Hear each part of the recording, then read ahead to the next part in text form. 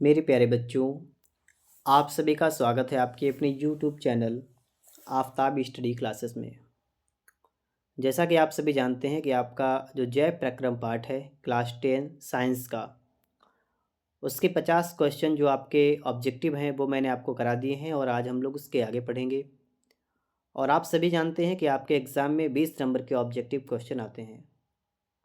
यदि आप हमारे साथ लगातार बने रहेंगे तो आपका ये 20 नंबर का जो पोर्शन है वो आपका कंप्लीट हो जाएगा और आपको कोई भी समस्या नहीं आने वाली है। तो वीडियो में आप लोग लास्ट तक बने रहिएगा। आज आपका जय प्रक्रम पाठ के जो भी लास्ट के आपके ऑब्जेक्टिव बचे हुए हैं, जो प्रीवियस ईयर में आए हुए हैं, ये आपके समाप्त होंगे और इसके अगली वीडियो में आपको अगला पार्ट भी मिलेगा। तो लगातार हमारे साथ आप लोग बने रहिएगा। पहला प्रश्न हम लोग देखेंगे, मतलब प्रश्न नंबर 51 देखेंगे। जठर ग्रंथियाँ उपस्थित होती हैं। देखिए, जठर ग्रंथियाँ ये होती क्या है? ये आमाशय में होती हैं और इनसे जठर रस निकलता है। तो इस बात का आप लोग ध्यान रखेंगे कि जठर ग्रंथियाँ कहाँ होती हैं, तो आमाशय में होती हैं। देखिए, आमाशय का दूसरा नाम होता है पेट। बात को समझिएगा। क्या आपने अगर संरचना देखी होगी तो इस तरीके से जो हमारी जो है ग्रासनाल होती है, ग्रासनाल के बाद में जी आपका होता है आमाशय। ये होता है आमाशय, ठीक है। ये होता है पेट। तो जठर ग्रंथियाँ ऐसे ही में होती हैं और इनसे जठर रस निकलता है जो कि हमारे भोजन में मिल जाता है, ठीक है। और उसकी लुगदी वगैरह बनती है यहाँ पर। ये पूरी क्रिया आपकी आमाशय के अंदर होती है। अगला क्वेश्चन आपका है कि प्रकाश संश्लेषण प्रक्रम द्वारा के दौरान क्या नहीं संश्लेषित होता है। तो प्रकाश संश्लेषण की क्रिया के दौरान क्या नहीं संश्लेषित होता है, तो आप बताएंगे CO2। अगला है कि कोशिका या वायु कोशिका पाई जाती है या फुफ्फुसी कोशिकाएं पाई जाती हैं, ये कहाँ पर पाई जाती हैं। तो आप लोग नाम सुनकर ही समझ रहे हो, कोशिका अगर बात कर दिया या वायु कोशिका।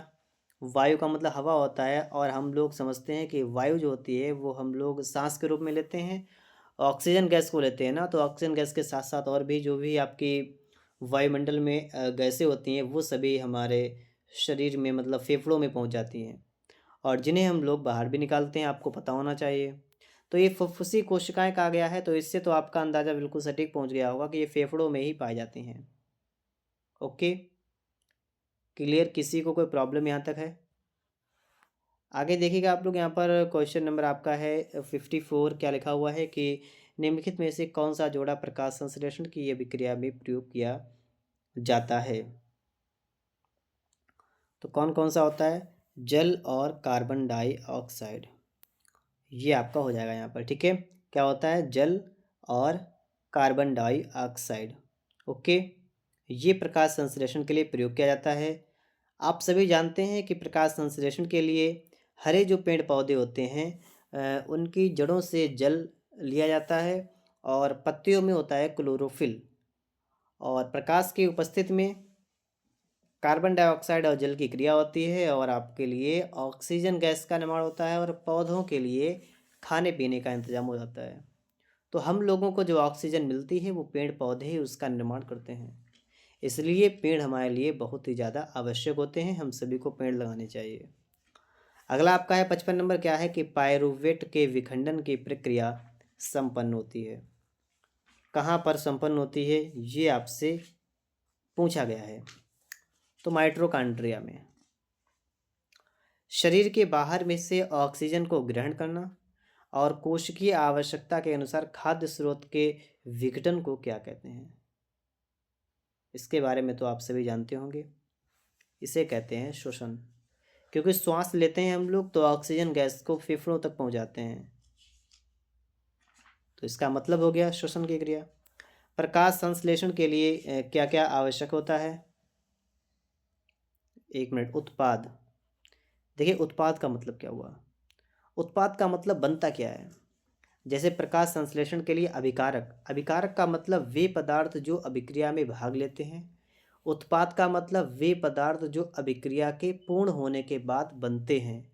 तो यहाँ पर उत्पाद की बात की गई, इसका मतलब जो प्रकाश संश्लेषण की क्रिया होती है उस क्रिया को हो जाने दीजिए और उस क्रिया को कंप्लीट होने के बाद में क्या क्या बना उसके बारे में आपसे पूछा गया है। उसके बाद में ग्लूकोज बनता है, हम सभी को ऑक्सीजन मिलती है और जल भी बनता है। तो यहाँ पर आपका जो सेकंड ऑप्शन है ना, ये बिल्कुल आपका करेक्ट आंसर हो जाएगा। अगला प्रश्न आप लोग देखेंगे यहाँ पर कि रक्त दाब नापा जाता है।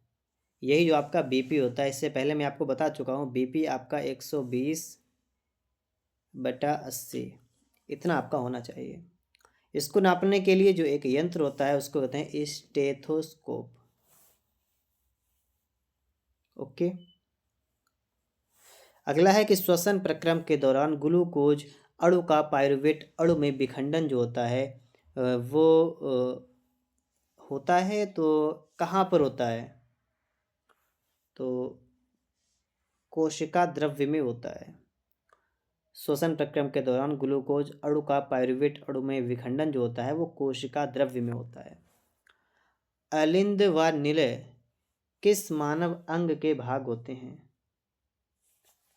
ये आपसे पूछा गया ना कि अलिंद और निलय जो होते हैं वो किस मानव अंग के भाग होते हैं, तो आप सभी को पता है कि ये यकृत के भाग होते हैं। एक मिनट, हृदय के भाग होते हैं।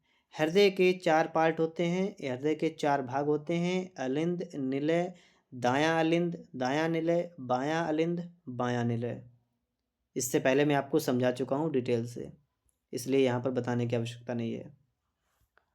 अगला क्वेश्चन आपका है कि 6 कार्बन वाले अणु ग्लूकोज का 3 कार्बन वाले अणु पायरुवेट में विखंडन जो होता है यह प्रक्रम होता है। इस प्रक्रम की बात की गई है तो ये होता है कोशिका द्रव्य में। अपोहन संबंधित है। अपोहन की बात की गई है तो आप बता देंगे अपोहन जो होता है वो उत्सर्जन से संबंधित होता है। क्लोरोफिल आवश्यक होता है, मैं आपको बार बार बता रहा हूँ कि क्लोरोफिल जो होता है पौधों की पत्तियों में पाया जाता है और प्रकाश संश्लेषण के लिए उत्तरदायी होता है, तो आपका ए ऑप्शन होगा यहाँ पर। 64 नंबर में है प्रकाश संश्लेषण के लिए क्या आवश्यक होता है, मैं आपको बता चुका हूँ इसके लिए और मैं आपको फिर बता रहा हूँ। कार्बन डाइऑक्साइड होता है, जल, क्लोरोप्लास्ट, सूर्य का प्रकाश। तो आप कहेंगे सेकेंड, थर्ड ऑप्शन, ठीक है। यही क्लोरोफिल भी कह देते हैं, ठीक है, हम लोग क्लोरोप्लास्ट यहाँ पर लिखा हुआ है, कोई समस्या वाली बात नहीं है। अगला है कि द्वार कोशिकाएं पाई जाती हैं। ये जो द्वार कोशिकाएं होती हैं ये कहाँ पाई जाती हैं? स्टोमेटा में पाई जाती हैं। अगला क्वेश्चन आप सभी के लिए यहाँ पर आ चुका है कि ग्लाइकोलिसिस का अंतिम उत्पाद क्या होता है? ग्लाइकोलिसिस के थ्रू मतलब अगर देखें हम लोग तो अंतिम क्या बनता क्या है? तो पायरुवेट बनता है। निम्नलिखित में से कौन जल और खनिज के संवहन के लिए उत्तरदायी होता है? जल और खनिज के लिए उत्तरदायी होता है, मैं आपको बता चुका हूँ, बहुत बार बताया कि जल की बात की जाए, खनिज की बात की जाए तो जल जा से जाइलम, तो जल और जाइलम, ठीक है। अब तो आप सभी को याद हो गया होगा। पौधों में जल की हानि से संबंधित है। पौधों में जल की हानि से संबंधित है मतलब ऐसी कौन सी चीज़ है जो जल की हानि जिससे होती है, तो वो होता है रंध्र। क्यों? क्योंकि आप देखते होंगे गर्मियों के दिनों में वाष्पोत्सर्जन की क्रिया बहुत ज़्यादा मात्रा में होती है। पौधे की जो पत्तियां होती है मुरझा जाती हैं, उनमें से जो उसका जल होता है ना वो सूख जाता है, इसका मतलब जल की हानि हो जाती है वहाँ से। तो रंध्र से होता है ये काम, अगर रंध्र ना हो तो नहीं होगा ना, ठीक है। समझे आप सभी लोग? देखिएगा वीडियो आपका काफ़ी लंबा ये तो नहीं हुआ, लेकिन इससे पहले वाले वीडियो लंबे थे, ठीक है। और अगर आपको पसंद आ रहा हो ये तो आप लोग इस वीडियो को लाइक कर दीजिएगा और चैनल पर नए हैं तो चैनल को सब्सक्राइब भी करिएगा। और बाकी किसी विषय में आपको समस्या आ रही है तो आप लोग कमेंट में बताइएगा और आपको इस चैनल पर क्लास 10 से संबंधित ढेर सारी वीडियो मिल जाएंगी जिन्हें आप लोग देख सकते हैं। 69 नंबर आपका है कि निम्नलिखित में से कौन मानव में उत्सर्जन तंत्र का भाग नहीं होता है? वृक्क जो होता है ये तो उत्सर्जन है, वृक्काणु ये वृक्क के अंतर्गत ही आता है, बोमेन संपुट भी आता है, न्यूरॉन नहीं आता है, नेफ्रॉन आता है, ठीक है, बात को समझिएगा। नेफ्रॉन आता है, न्यूरॉन नहीं आता। निम्न में से कौन एक विषमपोषी जीव है? विषमपोषी फफूंदी आपका हो जाएगा। और आपका इस चैप्टर का लास्ट क्वेश्चन क्या है कि निम्नलिखित प्रकाश संश्लेषण प्रक्रम के दौरान घटित होने वाली घटनाएं कौन सी हैं? क्लोरोफिल द्वारा प्रकाश ऊर्जा का अवशोषण, प्रकाश ऊर्जा का रासायनिक ऊर्जा में रूपांतरण, जल अणुओं का हाइड्रोजन और ऑक्सीजन में विघटन, कार्बन डाइऑक्साइड का कार्बोहाइड्रेट में अपचयन, ये सभी जो क्रियाएं होती हैं ये प्रकाश संश्लेषण के दौरान होती हैं। उम्मीद करते हैं आप सभी को वीडियो पसंद आया होगा। और ये भी मैं आपको बता रहा हूँ कि 1-2 नंबर का लगभग 2 नंबर के क्वेश्चन आपको यहाँ से देखने को भी मिलेंगे। तो वीडियो को यदि आप लोगों ने लाइक ना किया हो तो आप लोग लाइक करिएगा, चैनल को सब्सक्राइब ना किया हो तो चैनल को भी सब्सक्राइब कर लीजिएगा।